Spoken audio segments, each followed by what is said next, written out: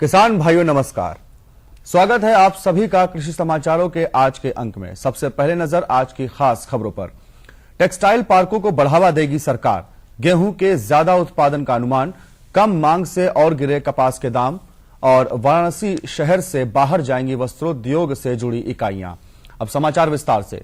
कपड़ा क्षेत्र में फिर से जान डालने के लिए सरकार निष्क्रिय पड़े टेक्सटाइल पार्कों को पुनर्जीवित करने पर विचार कर रही है।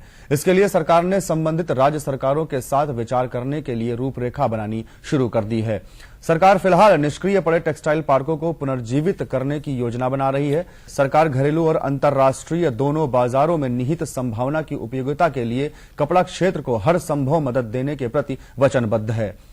सरकार अब तक 72 टेक्सटाइल पार्कों को मंजूरी दे चुकी है। इनमें से देश भर में पहले 40 से 50 पार्क निष्क्रिय पड़े हुए हैं। सरकार ने तकनीकी कपड़ों पर भी खास ध्यान देने की पहल की है।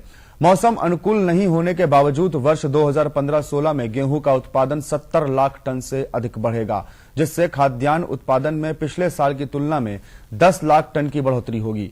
इसी तरह वर्ष 2015-16 में कुल खाद्यान्न उत्पादन 25.31 करोड़ टन अनुमानित है, जो वर्ष 2014-15 के उत्पादन 25.20 करोड़ टन से 11.4 लाख टन अधिक है। एक आधिकारिक बयान में कहा गया है कि वर्ष 2015-16 के दूसरे अग्रिम अनुमान के मुताबिक मानसून सीजन में कम बारिश से खरीफ फसलों और जलाशयों में कम पानी और सर्दियों में उच्च तापमान की वजह से रबी फसलों की प्रभावित होने के बावजूद देश में कुल खाद्यान्न उत्पादन पिछले साल से अधिक रहा है। हालांकि चावल का कुल उत्पादन वर्ष 2015-16 में 10.36 करोड़ टन अनुमानित है, जो वर्ष 2014-15 में इसके उत्पादन 10.54 करोड़ टन से 18.7 लाख टन कम है। घरेलू मिलों की लगातार सुस्त मांग रहने से कपास के दामों में एक सप्ताह में 3% यानी 1,000 रुपए प्रति कैंडी की गिरावट आई है। उद्योग के सूत्रों के अनुसार निर्यात मांग बहुत कम रहने से भी कीमतें गिरी हैं। कपास व्यापारियों का कहना है कि निकट भविष्य में कपास के दामों में 500 रुपए प्रति कैंडी की और गिरावट आ सकती है।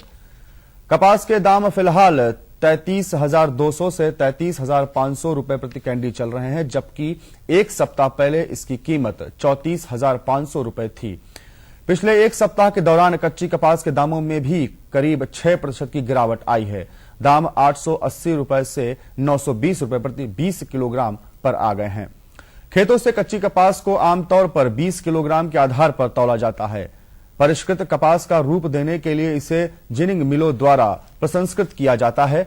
इसके बाद कपड़ा मिलों द्वारा इसे इस्तेमाल में लाया जाता है। मंदी की मार से परेशान बुनकर हथकरघा छोड़ पावरलूम अपना रहे हैं। इससे बुनकरों को तो राहत मिली, लेकिन इलाके में रहने वाले लोगों की परेशानियां बढ़ गई हैं। लोग पावरलूम से होने वाले शोर की शिकायतें करते रहते हैं, जिससे पावरलूम संचालकों और स्थानीय लोगों के बीच अक्सर झगड़ा होता है। इधर राज्य प्रदूषण नियंत्रण बोर्ड ने भी सख्त कदम उठाते हुए वाराणसी के कई पावरलूमों के साथ ही धागे की रंगाई और साड़ी प्रिंटिंग का कारोबार करने वालों को नोटिस जारी किया है। उत्तर प्रदेश वस्त्रोद्योग विभाग के अनुसार बुनकरों का पलायन रोकने के लिए पावरलूम लगाना एक अच्छा प्रयास है, लेकिन ऐसा करते समय दूसरों की समस्याओं को भी समझना होगा। वाराणसी के सहायक निदेशक नितेश धवन ने बताया है कि शहर में पावरलूम की संख्या 45,000 के पार तक पहुंच चुकी है, जिसमें करीब 1.5 लाख से ज्यादा बुनकर काम कर रहे हैं। हालांकि पावरलूम पर इन दिनों प्रदूषण बोर्ड की सख्ती बढ़ रही है, जिसने बुनकरों के लिए कई समस्याएं खड़ी कर दी हैं। कृषि समाचारों के बाद अब जानकारी लेते हैं प्रदेश के प्रमुख मंडियों के ताजा मंडी भावों की।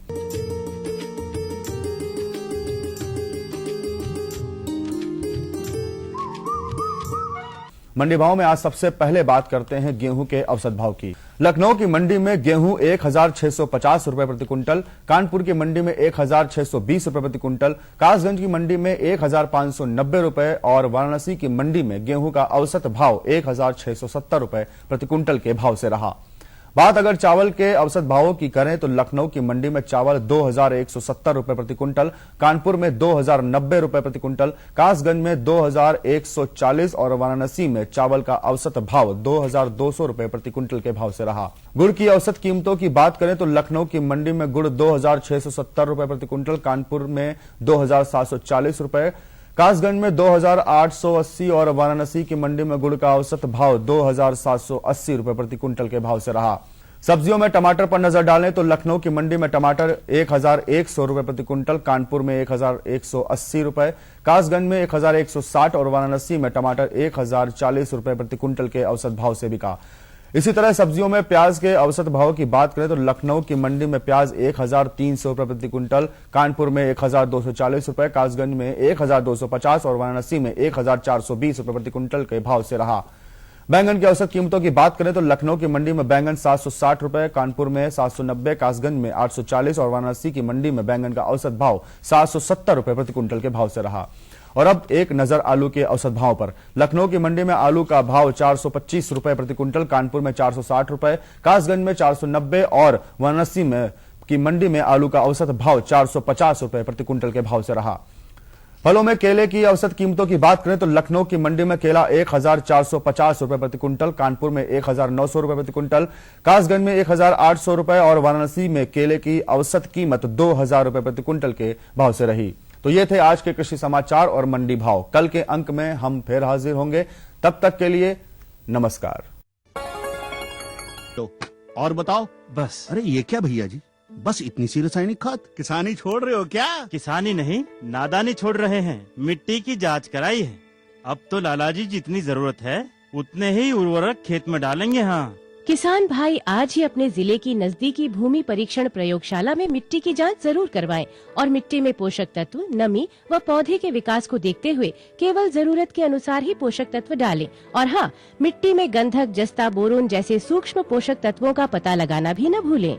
उर्वरक और जैविक खाद के सही उपयोग से भूमि का उपजाऊपन बनाए रखें, उत्पादकता बढ़ाएं, खर्चा घटाएं और बहुमूल्य विदेशी मुद्रा बचाने में भी सहयोग दें। और हाँ, धीमी गति से नाइट्रोजन उपलब्ध कराने वाले उर्वरकों जैसे नीम लेपित यूरिया को प्राथमिकता दें और यूरिया का पत्तों पर छिड़काव करें। अरे वाह, तू तो सचमुच समझदार हो गया रे। अधिक जानकारी के लिए संपर्क करें जिला कृषि अधिकारी या किसान कॉल सेंटर। नई तकनीक सभी को अच्छी लगती है। मैंने भी अपने खेत की तैयारी, बुआई, जुताई, गहाई वगैरह के लिए छोटी मशीनें अपनी जरूरत के हिसाब से खरीदी। मैंने अपने खेतों में मशीन का प्रयोग किया तो काम जल्दी और आसान हो गया। खेती में मशीनों के इस्तेमाल के बाद मुझे मिली भरपूर पैदावार और ज्यादा मुनाफा। छोटी मशीनें तो हमारी अपनी अपनी हैं, लेकिन बड़ी मशीनें हमने समूह बनाकर खरीदी। किसान भाइयों और बहनों, आप भी उन्नत मशीनों और उपकरणों की खरीद पर वित्तीय सहायता का लाभ उठाएं, अपनी आमदनी बढ़ाएं और खुशहाली पाएं।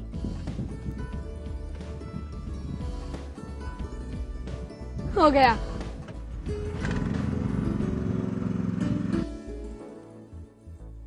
मैंने सोच लिया है, मैं तुझे कृषि का इंजीनियर ही बनाऊंगा। नई मशीनें, नए उपकरण आए आपके द्वार, ले लो इनसे अब खूब खुशी और पैदावार। जी जी जी। किससे बात कर रहे थे इतना हंस हंस कर? किसान कॉल सेंटर में विशेषज्ञ से खेती के बारे में सलाह ले रहा था। सुबह भी, रात को भी? किसान कॉल सेंटर सुबह 6 बजे से रात को 10 बजे तक खुलता है। रविवार को भी? साल के 365 दिन खुलता है। पर तुम ये सब क्यों पूछ रही हो? मैं तो कुछ और ही समझी थी। कृषि संबंधी समस्याओं का अपनी भाषा में तुरंत समाधान पाने के लिए पूरे भारत में किसी भी फोन से राष्ट्रीय हेल्पलाइन नंबर 1800-1801-551 पर संपर्क करें।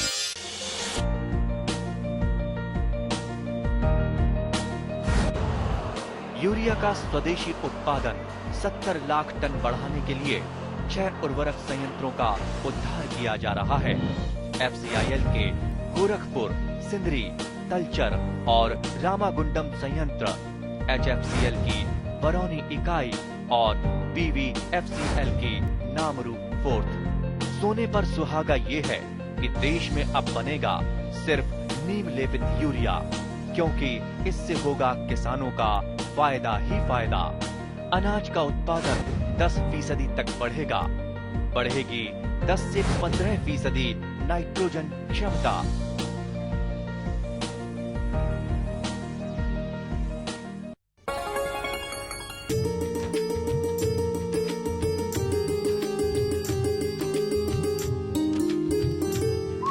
किसान भाइयों नमस्कार। कृषि समाचारों के बाद कार्यक्रम में आप सभी का स्वागत है। भाइयों, पशुओं का हमारी खेती में महत्वपूर्ण योगदान होता है। अगर हमारे पशु स्वस्थ होते हैं तो निश्चित रूप से हम लाभ की स्थिति में होते हैं, और कभी कभी हमारे पशु अगर बीमार हो जाते हैं तो हमें आर्थिक रूप से तो नुकसान होता ही है, साथ में हम मानसिक रूप से भी परेशान हो जाते हैं। हमारे पशु कैसे स्वस्थ रहें, उनको हम कैसे अच्छी देखभाल दें, इस विषय पर जानकारी देने के लिए आज हमारे साथ हैं डॉक्टर रामजी गुप्ता, सह प्राध्यापक पशुपालन एवं दुग्ध उत्पादन विभाग, चंद्रशेखर आजाद कृषि प्रौद्योगिकी विश्वविद्यालय कानपुर से। डॉक्टर साहब, कार्यक्रम में आपका बहुत बहुत स्वागत है। नमस्कार। डॉक्टर साहब, हम सबसे पहले जानना चाहेंगे कि जो रोग है वो क्या है? होता क्या है कि जैसे हमारे शरीर में विभिन्न रोगों से लड़ने की क्षमता रहती है, लेकिन जैसे जैसे कुछ ज्यादा रोगकारी हो जाते हैं, उनकी ज्यादा मात्रा में आ जाते हैं, तो वो शरीर उनसे लड़ नहीं पाता है। फलस्वरूप क्या होता है, हमारा शरीर बीमार हो जाता है। इसी को हम कहते हैं रोग हो गया जी। और इसके लिए हमारे जो सूक्ष्म जीव हैं वही उत्तरदायी होते हैं जी। डॉक्टर साहब, हम जानना चाहेंगे कि जो सूक्ष्म जीव से फैलने वाले रोग हैं वो क्या है, और कैसे किसान को पहचाने कि ये रोग लग गया है? हाँ, किसान भाई, जहाँ तक आपको बता दूं कि ये दो तरह के रोग होते हैं, एक तो संक्रामक और एक होते हैं इन्फेक्शियस। संक्रामक रोग वे होते हैं जो एक दूसरे के संपर्क में आने से फैलते हैं। मतलब एक अगर पशु में बीमारी है तो दूसरे में, जैसे किसी बीमार पशु का कोई जूठा चारा, जूठा पानी, या जो हमारा ग्वाला है वो दूध निकालने के बाद में एक रोगी बीमार पशु से उसने दूध निकाला, उसके बाद उस स्वस्थ पशु में जाकर के उसने दूध निकालना शुरू कर दिया, तो इस तरह से रोग फैलने के चांसेस बढ़ जाते हैं। जी। डॉक्टर साहब, ये कैसे पहचाने हमारे किसान भाई कि वो प्रमुख रोग कौन से हैं जो संक्रामक रोग हैं और लग जाते हैं? देखिए, जो प्रमुख रोग की हम बात करते हैं तो उसमें कुछ एक इस तरह के आते हैं। एक तो सबसे पहले एक आता नंबर है गला घोटू का, जिसको आमतौर पे किसान भाई अपने भाषा में घुटुरुआ रोग बोलते हैं। गले से घरघराहट। हाँ, इसमें एक सबसे बड़ा जो इसका लक्षण होता है कि गले से इनके घुर घुर करके आवाज आती है और इनके गले में सूजन आ जाती है, तथा जानवर अपना पानी नहीं पी पाता है और बराबर लार गिराता रहता है। इस रोग की और एक पहचान है कि इसमें तीव्र गति से बुखार चढ़ता है, बहुत तेज बुखार। इसमें दो तरह का एक सिस्टम आता है, एक होता है कि एक्यूट मतलब बहुत तीव्र, एक होता है कम तीव्र अवस्था वाला। तो होता क्या है कि जैसे किसान भाई देखते हैं कि रात में उन्होंने जानवर स्वस्थ बांधा और सुबह उनके जो है कमरे के अंदर सारे के सारे जानवर मरे मिलते हैं, तो ये बहुत तीव्र अवस्था वाला होता है। कहने का मतलब बहुत तेजी से फैला होता है, पशु मर जाते हैं। जी, मर जाते हैं, और इसमें बचने का चांस बहुत कम रहता है। लेकिन इसके लिए किसान भाइयों बहुत ज्यादा आपको परेशान होने की जरूरत नहीं है। अगर आप समय पर इसके लिए भी टीकाकरण करा लेते हैं तो आपको इस तरह की नुकसान उठाने नहीं पड़ेंगे। तो किसान भाइयों, आपने जाना कि जो ये गला घोटू रोग है बहुत ही खतरनाक रोग है, बहुत तेजी से फैलने वाला रोग है, लेकिन अगर हम समय पर टीकाकरण करा लेते हैं तो निश्चित रूप से गला घोटू रोग से हम बच सकते हैं। इसके बाद जो बात करते हैं, लंगड़ी बुखार आता है जी। तो लंगड़ी बुखार में क्या होता है कि जानवर में तेज बुखार आता है और वो पिछले धड़ से कांपने लगते हैं, और अगर जैसे वो चलते हैं कहीं पर तो उनके चलने पर चुर चुर की आवाज इस तरह से आने लगती है, तो इसको हम लंगड़ी बुखार कहते हैं। पैर फैला के चलता जानवर है जी। और कमोबेश इसका जो भी कारण है, एक जीवाणु होता है क्लॉस्ट्रिडियम चौवाई, जीवाणु का नाम है, ये भी इसका रीजन है। तो इसका अगर मान लीजिए कहीं पर इसमें जानवर बहुत जल्दी मरता तो नहीं, लेकिन उनका प्रोडक्शन कम हो जाता है, तो दुग्ध उत्पादन भी कम हो जाता है और काम करने वाला काम नहीं कर पाएगा।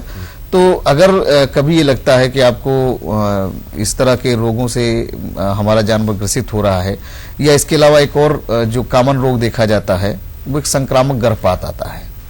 कई बार होता है कि जानवर समय से पहले उसका गर्भपात हो जाता है। तो इसका रीजन एक जीवाणु और है जिसमें हम इसका नाम लेते हैं ब्रुसेल्ला एबॉर्टस। ये एक ऐसा जीवाणु है जो जानवरों में इसका उत्तरदायी होता है, और ज्यादातर ये देखा गया कि संक्रामक गर्भपात जो है वो गर्भ के 6 से 7वें माह में हो जाता है। हाँ, और इसमें ये भी देखा जाता है कि यदि एक बार गर्भपात हो जाता है तो अगली बार इस जानवर में नहीं होने के चांसेस ज्यादा रहते हैं। लेकिन हम ये अपने किसान भाइयों को सलाह देंगे कि वो इस तरह का कोई चांस न लें।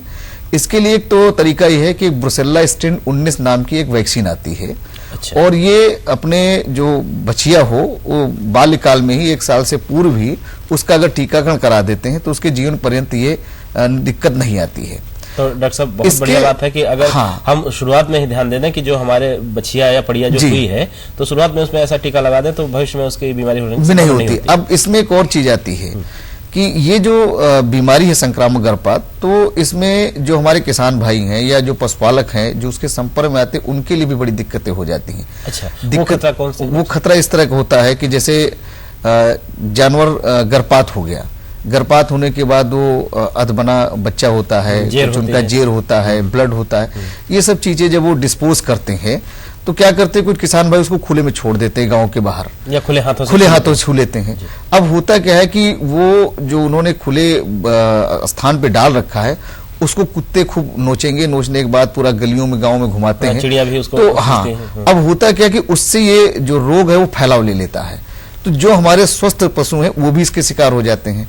तो पहली चीज किसान भाई ये करिए कि जब कभी भी ऐसी समस्या आपके पशुओं में आती है, इस तरह का कोई आपको दिक्कत दिखाई पड़ती है, तो जो भी इसका कंटेंट है, जो भी इसका पदार्थ है, वो सारा चीजें आप गड्ढा खोद करके उसमें अच्छी तरह से दबा दें। डॉक्टर साहब ये तो संक्रमण पशुओं तक का था, कुछ ऐसा सुना जाता है कि क्या मनुष्य भी प्रभावित हो सकता है? जी हाँ, इसमें ये देखा गया है कि यदि आपके हाथ में कोई घाव है और आपने नग्न हाथों से उसको छील लिया है और उसके बाद उसको डिस्पोज करने के बाद में यदि आपने अच्छी तरह से अपने हाथ को स्टरलाइज नहीं किया, निष्क्रमित नहीं किया, धोया नहीं है, तो आप इससे ग्रसित हो सकते हैं और आपके उसमें जो है अंडकोश में भी इसमें सूजन दिखाई पड़ सकती है। तो कहने का मतलब इसके अलावा यदि जो हमारी महिलाएं हैं अगर वो भी इसके डायरेक्ट संपर्क में आती हैं तो निकट भविष्य में यदि वो मां बनती हैं तो उनके साथ भी ये समस्या दिखाई पड़ सकती है। तो इसके लिए किसान भाई जरूरी है कि आप बिल्कुल सावधानी पूर्वक इसको डिस्पोज करें, इसको मिट्टी में दबाएं और दबाने के बाद अपने हाथों को अच्छी तरह से साबुन से धो लें। इसके बाद अगर आपके घर में कोई सेवलान या डेटॉल या कुछ इस तरह का है विसंक्रमित आपका जो विसंक्रमण कर सके, इस तरह का पदार्थ आप इस्तेमाल करते अपने हाथों को विसंक्रमित कर लें। यदि ये सब चीजें ना भी हो तो अपने हाथों को आंच में खूब कस के तपा लें, तो आग में सेक ले कस के, तो उससे क्या होगा कि सूक्ष्म जीव खत्म हो जाएगा। डॉक्टर साहब एक चीज और कि जो अगर कोई जानवर ऐसा है जिसके गर्भपात हो गया है तो भविष्य में ना हो, इसके लिए क्या करें? इसके लिए ये है कि कुछ अपने जो पशु चिकित्सक हैं उनसे आप संपर्क में रहें, तो वो कुछ इस तरह की आपको दवाएं दे देंगे जिसमें कि प्रोजेस्टेरॉन की मात्रा ज्यादा हो जाती है, तो वो गर्भ को रोकने का काम कर लेते हैं। साथ ही साथ अगर कुछ गर्भ में इस तरह की दिक्कत रही है तो उसकी भी दवाएं रख करके उसका निदान कर देते हैं।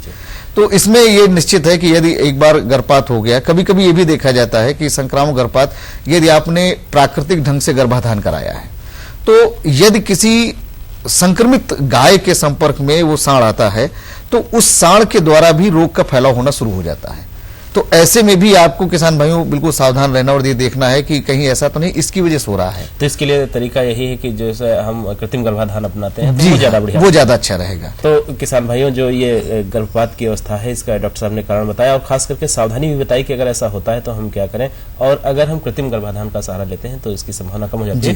डॉक्टर साहब एक चीज और कि कई बार जो हमारे दुधारू पशु होते हैं जी उनके दूध में या थन में या अयन में कुछ समस्या हो जाती है, वो क्या है? किसान भाई यहाँ पर एक और चीज बहुत अच्छी बतानी आपको है कि देखिए जितनी भी हमारी जानलेवा बीमारी है जानवरों में, जैसे आपका गला घोंटू हो गया या आपका लंगड़ी बुखार हो गया या आपका जो ये संक्रामक गर्भपात मैंने भी आपको बताया, या इसके अलावा जो खुरपका मुंहपका, ये सारी जो बीमारियां हैं इन सबके टीके उपलब्ध हैं बाजार में। अच्छा। और आपको जो है सरकारी अस्पतालों में भी लगाए जाते हैं और उनकी कोई पैसे भी नहीं लिए जाते हैं। लेकिन एक थनैला ऐसा रोग है जिसका अभी तक कोई टीका नहीं बन पाया है। अच्छा। और उसका एक कारण ये है कि इसके रोगकारी कई हैं। इसका कई तरह के रोगकारी हैं। रोगकारी में जैसे एक इसमें जीवाणु भी है। जीवाणु में जैसे हमारा एक स्ट्रेप्टोकोकस एगुलेक्टिस आता है, ये ई कोलाई बैक्टीरिया भी इसका रीजन है, कुछ वायरस भी हैं, कुछ फंगस भी हैं। जहां तक इस रोग की हम बात करते हैं किसान भाइयों, तो आप देखते होंगे कि कभी कभी ऐसा लगता है, इसके भी दो तरीके हैं, एक तो क्लिनिकल और दूसरा सब क्लिनिकल। अच्छा। क्लिनिकल में ये होता है कि जैसे आपका जानवर ब्याने के बाद आप देखते हैं कि उसके थनों में दूध उतर रहा है और दूध कुछ काफी ज्यादा बड़े थन हो गए। अच्छा। और जब आप उसको दबाते हैं दूध लेने के लिए तो उसमें दूध की जगह से पूरा खून आ जाता है। तो ये एक्यूट फॉर्म या क्लिनिकल फॉर्म हम कहते हैं। दूसरा जो सब क्लिनिकल या कहते हैं जिसको हम चुप थनैला कहते हैं, तो इसमें किसान भाइयों क्या होता है कि बीच में जैसे आप दूध निकाल रहे हैं तो कभी कभी ऐसा लगता है कि थन से कुछ फंस के दूध आ रहा है। अच्छा, मतलब तो साफ धार नहीं निकल रही है। तो जब कभी भी ऐसा आपको लगे तो आप तुरंत जो है उस थन का जो छाछ है उसको छन्नी पे मार दें। तो अगर छन्नी पे उसको लेते हैं और छिछड़े आपको छन्नी के ऊपर दिखाई पड़ते हैं थक्के टाइप का, तो आप निश्चित जान लीजिए कि आपके जानवर में थनैला की शुरुआत हो चुकी है और आप बिल्कुल एकदम तैयार हो जाइए। अब इसके जो बचाव की हम लोग बात करें, ये तो लक्षण हो गए। लक्षणों में कि थनों में सूजन आ जाती है कभी कभी क्या होता है कि अगर किसान भाई आप ध्यान नहीं देते तो गांठ पड़ जाती है, उसकी वजह से दूध नहीं निकल पाता है और हमेशा के लिए बनी भी रहती है। अब इसके बचाव के बारे में बात कर ली जाए। बचाव भी किसान भाइयों आप ही के हाथ में है, क्योंकि ज्यादातर जो आप दुहाई करते हैं तो अंगूठा विधि से करते हैं, जिसमें आप अंगूठा लगा करके दूध धोते हैं। तो आप जानते हैं कि थन तो बहुत मुलायम चीज है, यदि आप उस तरह के अंगूठे को बना करके अपनी उंगली पे बार बार उसी तरह से चोट मारिए तो आपके अंगूठे में और उंगली में गांठ पड़ जाएगी। तो सबसे पहले तो जरूरत है इस बात की कि आप अपनी दुहाई का तरीका बदलें। दुहाई के तरीके में कि आप अपना पूर्ण हस्त विधि का इस्तेमाल करें, जिसमें हम हथेली और 4 उंगलियों की मदद से इस्तेमाल करते हैं, उस तरह धोते हैं। इसके तहत किसान भाइयों जहां दूध का रुकाव होता है वहीं पर थनैला शुरू होता है। तो इसका मतलब ये होता है कि हम दूध पूरा निकालें। साथ ही साथ एक और चीज यहां पर करने वाली होती है कि जैसे आपने दूध निकाला, दूध निकालने के बाद आप जैसे ही वहां से हटते हैं जानवर वहीं से पूरी तरह बैठ जाता है। क्योंकि होता क्या है कि जो हमारा दूध है इसमें लगभग 80 से लेकर के 85% तक पानी होता है, जानवर थक जाता है। अब आप देखिए अगर कहीं किसी स्वस्थ मनुष्य के भी शरीर से 1-2 बार जो है उसको लूज मोशन आ जाते हैं तो बेचारा बहुत परेशान होता है। तो एक बैग अगर 10 लीटर जानवर आपका दूध दे रहा है तो इतना पानी निकल जाता है तो उसको भी कमजोरी फील होती है और वहीं बैठ जाता है। जब बैठेगा तो आप देखेंगे कि जो स्थान है वो साफ नहीं है। तो उसके अयन के बाहर से क्या होता है कि जो थन का जो छिद्र है वो खुला रहता है और खुले रहने से उसी से जो है वो सूक्ष्म जीव प्रवेश पा जाता है और थनैला रोग की शुरुआत हो जाती है। अब इसके बाद क्या करते हैं कि अब इस चीज को बचाना है हमें। तो बचाने का तरीका ये होता है कि यदि हम दूध निकालने के पश्चात कुछ देर हमारा जानवर खड़ा रहे तो आप देखेंगे कि जो थन में दूध रहता है वो अपने आप उस थन के छिद्र को लॉक कर देता है। फिर जानवर चाहे हमारा बैठे चाहे उठे वो किसी तरह से जीवाणु प्रवेश नहीं पाता, संक्रमण का संभावना खत्म हो जाती है। तो इसका तरीका यह है कि किसान भाइयों जब आप दूध निकाल लें तो दूध निकालने के बाद नाद में कुछ दाना अवश्य डाल दें, जैसे खाता रहे वो। तो 10 मिनट उस लालच में जानवर खड़ा रहेगा और हमारा जानवर जो है ये थनैला से बच जाएगा। इसके तरह किसान भाइयों और एक और दिक्कत आप क्या करते हैं कि दूध आप निकाले जानवर से और दूध निकालने के बाद बच्चे को छोड़ देते हैं।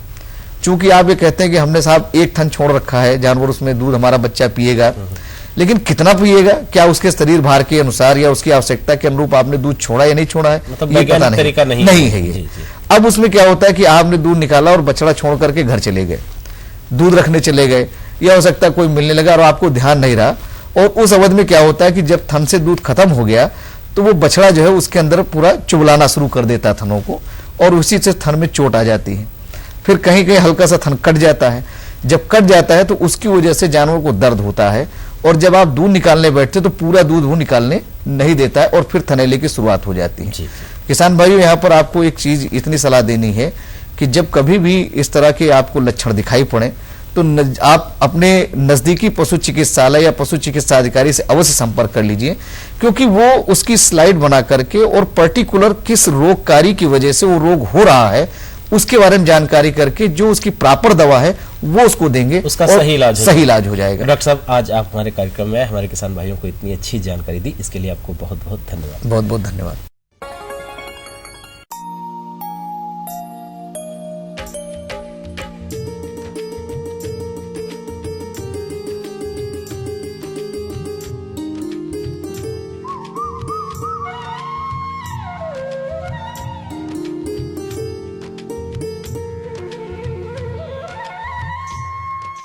किसान भाइयों नमस्कार। खेती किसानी की जानकारी के बाद आइए नजर डालते हैं आज के मौसम समाचार में।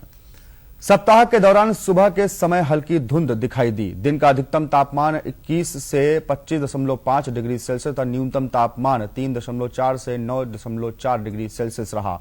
इस दौरान वायु 7.21 को सापेक्षिक आर्द्रता 84 से 97 तथा दोपहर बाद अपराह्न 2.21 को 41 से 71% दर्ज की गई।